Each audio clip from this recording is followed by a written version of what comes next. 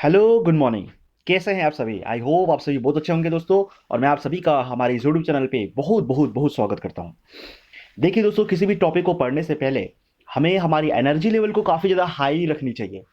हमें 100% हमारा एफर्ट लगाना चाहिए ताकि वो जो टॉपिक है आपको कम से कम 99.99% तो याद हो जाए। तो देखिए दोस्तों, जहां आप अपनी एनर्जी काफ़ी ज़्यादा हाई अमाउंट में लगाते हो किस टॉपिक को पढ़ने से पहले, तभी क्या होता है दोस्तों कि आप उस टॉपिक को इजीली एब्जॉर्ब कर लेते हो। आपको वो टॉपिक अपने आप ही समझ में आने लगती है। दूसरी इंपॉर्टेंट बात मैं आप सभी को बताना चाहूंगा, देखिए दोस्तों, कि आज हम मैप से रिलेटेड प्रैक्टिस करने वाले हैं। ओके दोस्तों, तो इस मैपिंग से रिलेटेड जो टॉपिक है, जो इंपॉर्टेंट बातें हैं, इसको आज हम जानने वाले हैं। तो इसमें क्या होगा दोस्तों कि अगर मान लीजिए आप मैप की जो ये स्टडी है आप कर रहे हो और बीच में आपको मान लो आपको कोई बुलाता है, आपका कॉल आता है, या आपको कोई काम आ जाता है याद, या तो फिर आपको पानी बोतल लाना है, आपको पानी पीना है, या आपको भूख लग रही है, आपको बीच में कुछ खाना है। सो दोस्तों, आप कोशिश कीजिए कि या तो आप इस लेक्चर से पहले कर लीजिए वो सब, या तो इस लेक्चर के बाद कीजिए। क्योंकि अगर आप बार बार बीच में उठ के जाओगे दोस्तों, तो आपको क्या है, आपका जो फोकस है वो डिस्टर्ब होता है। तो मैं आप ही के फायदे के लिए बात कर रहा हूँ। यही लेक्चर नहीं दोस्तों, बल्कि किसी भी लेक्चर को अगर आप देखते हो तो आपको फोकस रहना बहुत जरूरी है दोस्तों। उस बीच में अगर एक लेक्चर को कंप्लीट करने से बीच में ही आप कई बार अगर इधर उधर जाते हो, इधर उधर ध्यान देते हो, तो फिर आपका फोकस उसमें 100% नहीं लग पाएगा। सो लेट्स कंटिन्यू दोस्तों। हम देखिए, सबसे पहले जानेंगे कि हमारे वर्ल्ड में कितने कॉन्टिनेंट्स हैं, और उस कॉन्टिनेंट से कौन कौन सी लाइन क्रॉस होती है, हम सभी के बारे में आज जानेंगे। तो देखिए दोस्तों, ये आपके सामने आपके स्क्रीन पे आपको नजर आ रहा होगा। ये एक वर्ल्ड का मैप है। सबसे पहले हम चेक करेंगे इसके कॉन्टिनेंट्स के बारे में। तो हम वेस्ट टू ईस्ट की ओर आगे बढ़ेंगे। ओके दोस्तों, तो देखिए, सबसे पहला आपका कॉन्टिनेंट हम चेक करेंगे। North America, south America, Europe, Asia, Africa और ऑस्ट्रेलिया। यानी आपके पास कितने कॉन्टिनेंट हैं दोस्तों? अभी आपको नजर आ रहा है कि आपके पास कितने हैं। 1 2 3 4 5 6। और एक और कॉन्टिनेंट है दोस्तों, जिसको आप किस नाम से जानते हो? अंटार्कटिका। ओके, तो ये सभी आपके कॉन्टिनेंट्स हैं। माफ कीजिएगा दोस्तों। अब इसके बाद देखते हैं, हम चेक करते हैं दोस्तों कि इसमें से कौन कौन सी लाइन क्रॉस होती है। तो सबसे पहले आप सभी को पता ही है कि ये जो मिडिल वाली जो लाइन है दोस्तों, इस लाइन को आप किस नाम से जानते हो? जो 0 डिग्री पे होती है। ओके, इस लाइन को आप किस नाम से जानते हो दोस्तों? इसको आप इक्वेटर के नाम से जानते हो। और हिंदी मीडियम वाले बच्चों के लिए मैं बताना चाहूंगा दोस्तों, उनके लिए ये थोड़ी सी प्रॉब्लम है।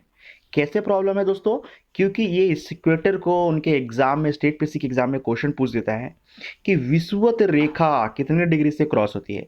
अब अगर उनको इक्वेटर पता है तो वो तो बता देंगे, लेकिन अगर उन्होंने क्वेश्चन देख लिया कि विषुवत रेखा, तो देखिए दोस्तों, तो उनको काफ़ी ज़्यादा डाउट हो जाएगा। तो विषुवत रेखा का मतलब ही इक्वेटर होता है, और इसको भूमध्य रेखा के नाम से भी जानते हैं।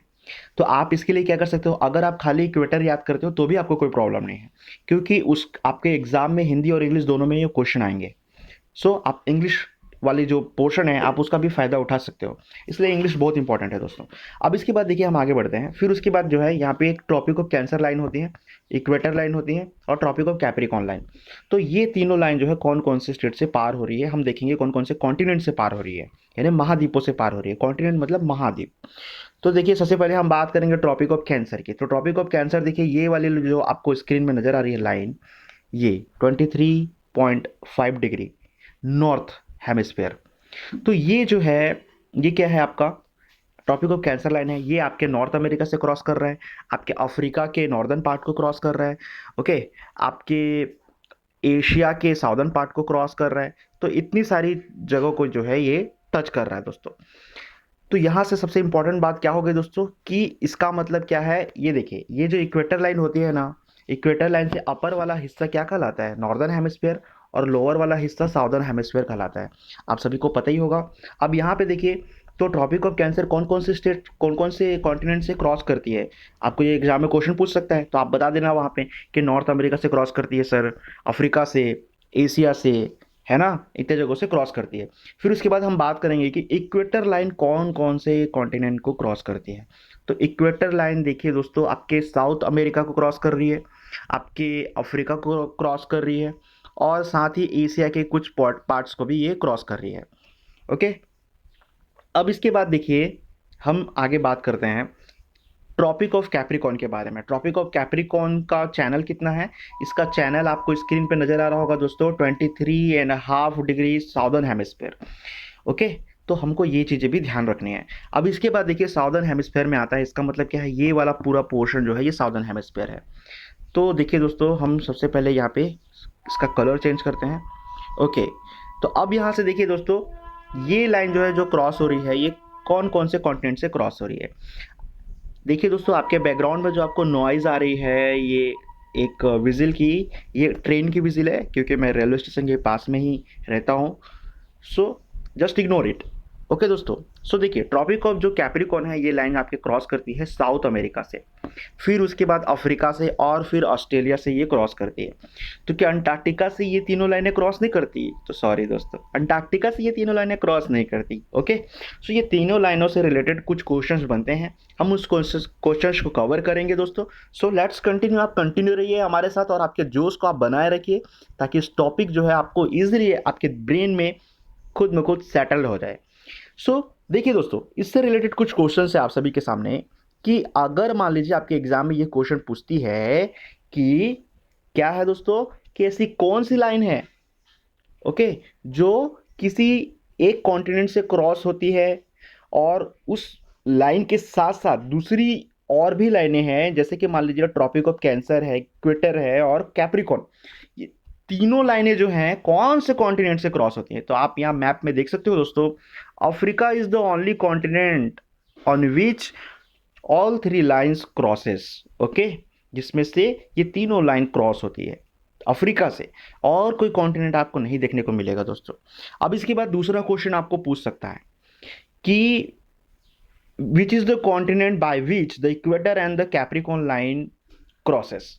ऐसा कौन सा कॉन्टिनेंट है जिसमें से कैप्रिकॉर्न और आपके इक्वेटर लाइन क्रॉस करते हैं? तो आपका आंसर क्या होगा? आपका आंसर होगा साउथ अमेरिका, और साथ ही साथ अफ्रीका। इन दोनों जगहों से ये दोनों लाइनें क्रॉस करती हैं। अब आपका दूसरा क्वेश्चन आएगा दोस्तों, कि ऐसा कौन सा कॉन्टिनेंट है जिसमें से ट्रॉपिक ऑफ कैंसर और इक्वेटर लाइन क्रॉस करती है? तब आप क्या बताओगे? तो आपका आंसर अफ्रीका तो रहेगा ही सही, क्योंकि इसमें से तो तीनों लाइनें क्रॉस करती हैं। लेकिन अगर अफ्रीका ऑप्शन में नहीं दिया है और एशिया दिया है, तब आप एशिया में टिक लगाओगे, क्योंकि आप यहाँ पे चेक कर सकते हो दोस्तों। ओके, अब इसके बाद आपको क्वेश्चन करेगा कि जो एशिया है, जो इंडिया है आपका, वह क्या है, कैप्रिकॉर्न के कौन से डायरेक्शन में आपको नजर आ रहा है? जो इंडिया है वह कैप्रिकॉर्न के कौन से डायरेक्शन में दिख रहा है? देखिए दोस्तों, ये आपकी कैप्रिकॉर्न लाइन हो गई, और इसकी कौन सा डायरेक्शन में, ये नॉर्दर्न डायरेक्शन में जो है आपका इंडिया यहाँ पे आपको नजर आ रहा है। ओके, सो इस टाइप के क्वेश्चंस आपको देखने को एग्जाम में मिल सकते हैं। अब इसके बाद आपको क्वेश्चन पूछ सकता है कि, क्या क्वेश्चन पूछ सकता है दोस्तों, कि जो मिडिल ईस्ट का जो पार्ट होता है, ओके, जो एशिया, यूरोप और अफ्रीका है ना, इससे रिलेटेड है।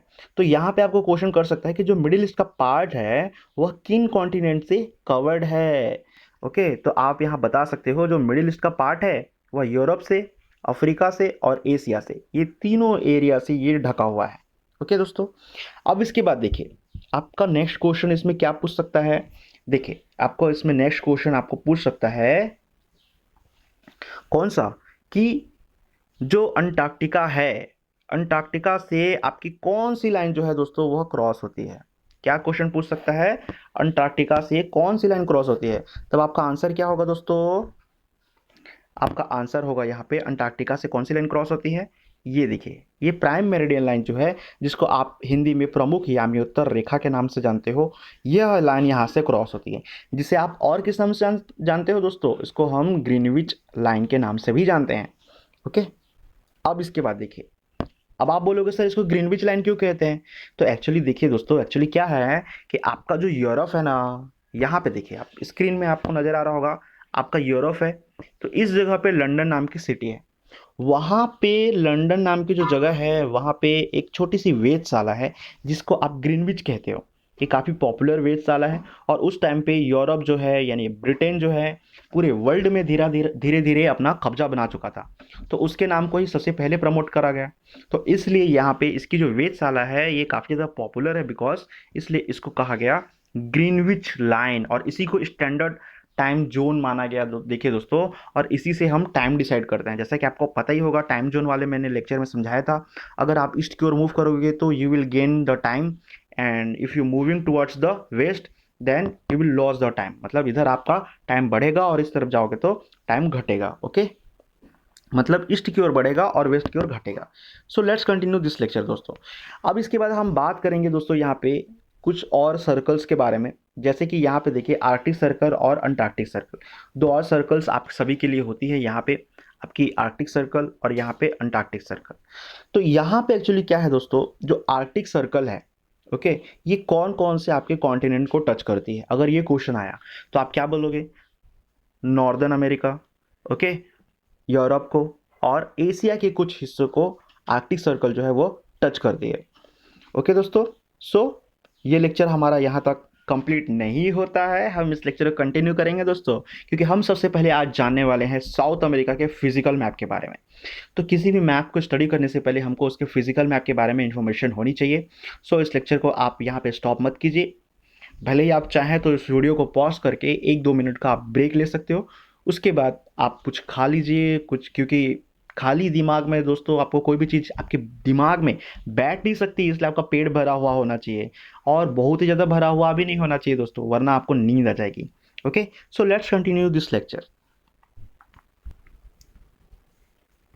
हेलो दोस्तों, देखिए अभी अभी आपके सामने जो है आपकी स्क्रीन पे जो मैप आपको नज़र आ रही है, ये किसकी मैप है? ये साउथ अमेरिका की मैप है।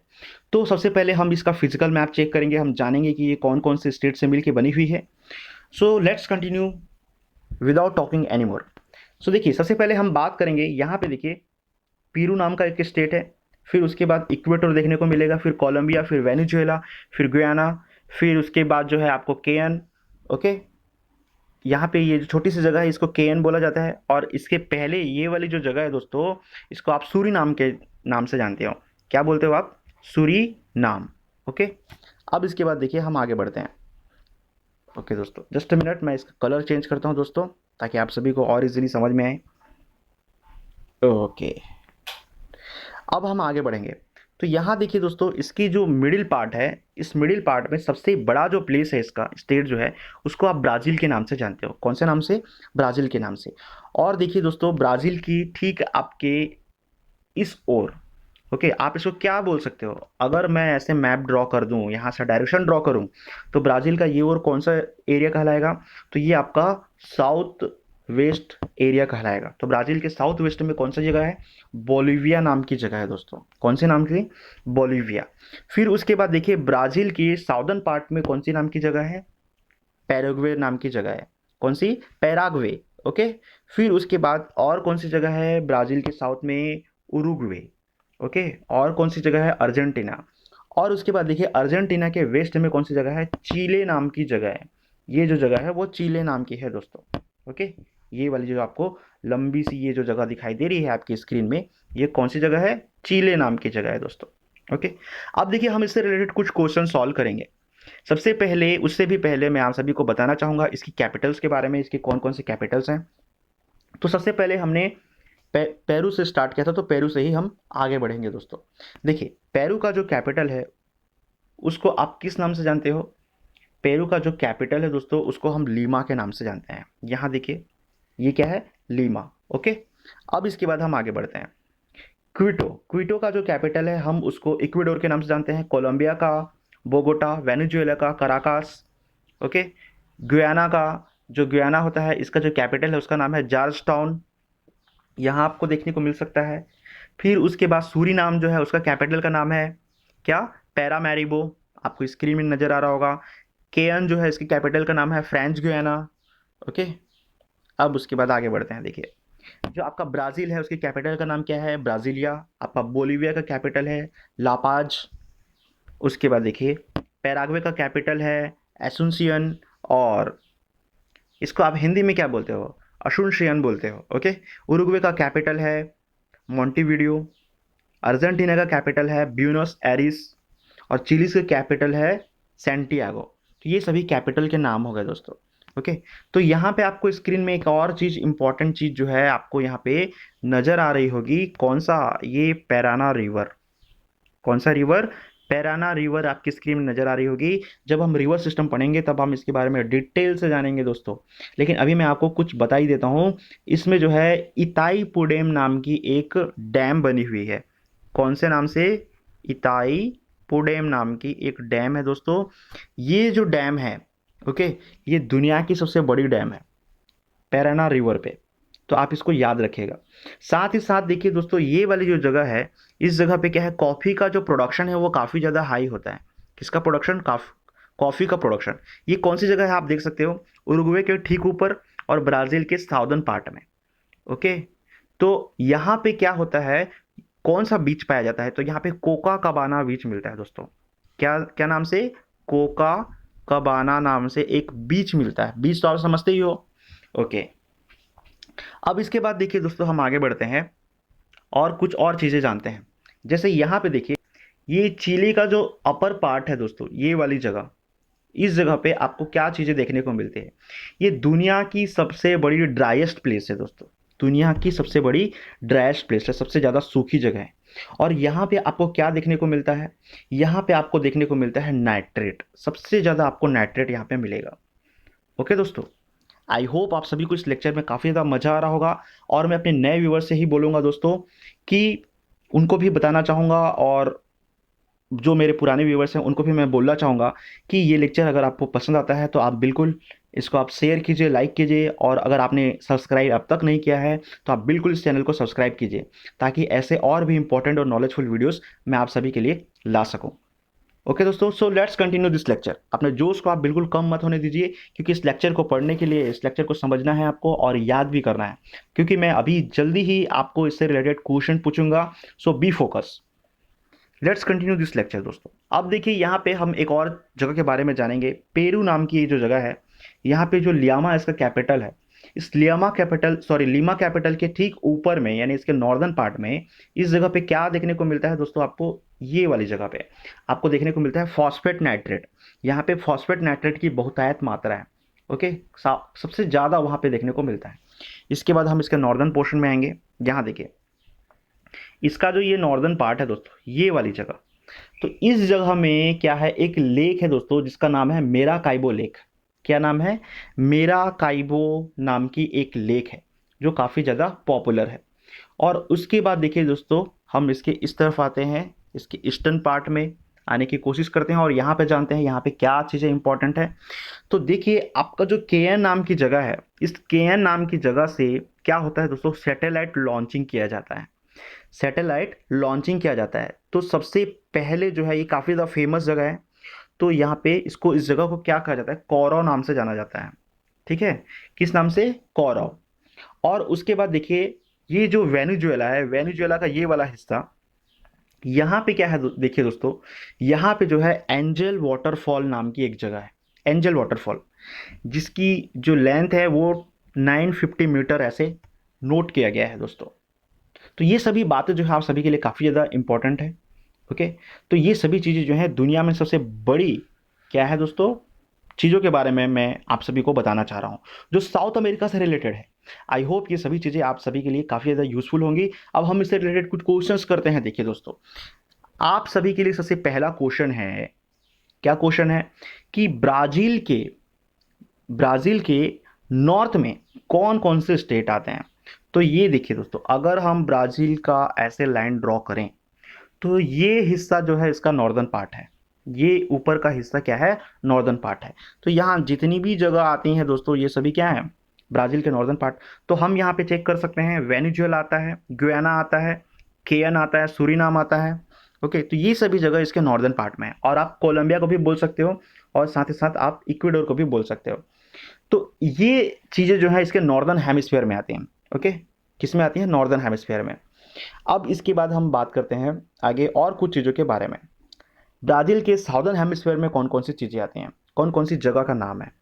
तो ब्राज़ील के साउदर्न हेमिस्फीयर में आपको देखने को मिलेगा Peru, okay, Bolivia, Paraguay, Uruguay, साथ ही साथ अर्जेंटीना और चिले, ये सभी चीज़ें जो हैं, जगह जो है आपको देखने को मिल सकता है ब्राज़ील के साउदर्न पार्ट में। अब आपको मान लीजिए क्वेश्चन करता है कि पेरू जो है वह ब्राज़ील के कौन से डायरेक्शन में है, तो आप इजीली बता दोगे पेरू ब्राज़ील के वेस्ट डायरेक्शन में है।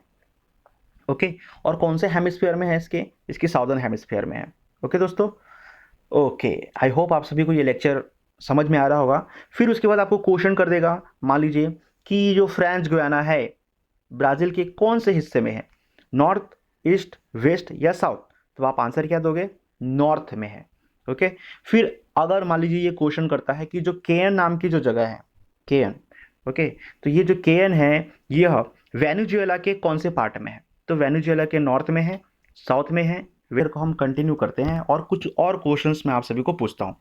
तो यहाँ पे आप चेक कर सकते हो, जो पेरू है, पेरू आपको क्वेश्चन पूछता है मान लीजिए कि पेरू इक्वेडोर के कौन से एरिया में आपको देखने को मिलता है, कौन से एरिया में, नॉर्थ में है, साउथ में है, ईस्ट में है या वेस्ट में है, तो आप क्या लगाओगे, ये देखिए आपका इक्वेडोर है, यहाँ पे आपको स्क्रीन में आपको नजर आ रहा होगा, ये आपका इक्वेडोर है। इक्वेडोर के ठीक साउथ में क्या है, पेरू नाम की जगह है, तो आपका आंसर क्या होगा, साउथ।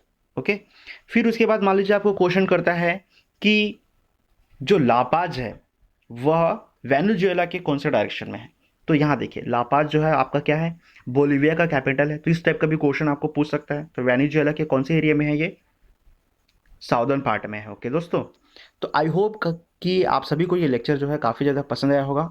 सो देखिए दोस्तों, इसी से रिलेटेड मैं इसका फिजिकल मैप, इसके रिवर्स, इसके माउंटेन्स, इसके ट्रेंचेस, इसके सभी पॉपुलर जगह और इसके सभी इंपॉर्टेंट प्लेसेस के बारे में मैं आप सभी को और भी नए लेक्चर्स ला करके आप सभी को अवेलेबल कराऊंगा।